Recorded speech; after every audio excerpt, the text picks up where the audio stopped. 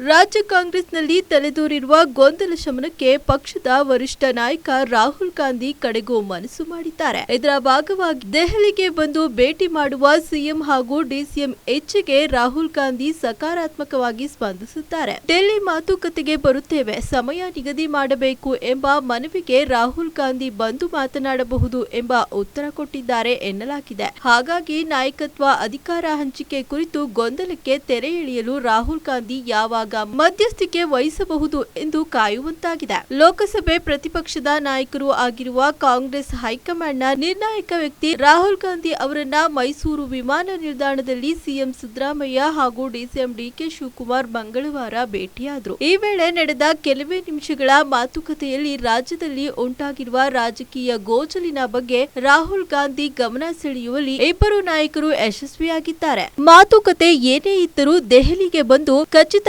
ಸಂದೇಶವನ್ನ ರಾಹುಲ್ ಅವರು ಉಭಯರಿಗೂ ಕೊಟ್ಟರು. ರಾಹುಲ್ ಗಾಂಧಿ ಜೊತೆಗೆ ಪ್ರತ್ಯೇಕವಾಗಿ ಮಾತನಾಡಿದ ಡಿಸಿಎಂ ಡಿಕೆ ಶಿವಕುಮಾರ್ ಕೂಡ ರಾಜ್ಯ ಕಾಂಗ್ರೆಸ್ ಬೆಳವಣಿಗೆ ಬಗ್ಗೆ ತಿಳಿಸಿದ್ರು. ತಮ್ಮ ಜೊತೆ ಮಾತನಾಡಲು ಅವಕಾಶ ಬೇಕು ಎಂದು ಕೇಳಿದರು. ಅದಕ್ಕೆ ಪ್ರತಿಕ್ರಿಯಿಸಿರುವ ರಾಹುಲ್ ಗಾಂಧಿ ದೆಹಲಿಗೆ ಬಂದು ಮಾತನಾಡಬಹುದು ಎಂಬ ಸೂಚನೆ ಕೊಟ್ಟರು. ಜನವರಿ 16ರಂದು ದೆಹಲಿಗೆ ಬರಲು ಉದ್ದೇಶಿಸಿದ್ದಾಗಿ ಡಿಸಿಎಂ ಗಮನಕ್ಕೆ ತಂದರು ಎಂದು ತಿಳಿದು ಬಂದಿದೆ. ಈ ನಡುವೆ ಡಿಕೆ ಶಿವಕುಮಾರ್ ರಾಹುಲ್ ಗಾಂಧಿ ಜೊತೆಗೆ ಪ್ರತ್ಯೇಕವಾಗಿ ಮಾತನಾಡಿರುವ ದೃಶ್ಯದ ವಿಡಿಯೋ ರಾಜಕೀಯ ವಲಯದಲ್ಲಿ ಗಮನ ಸೆಳೆದಿದೆ.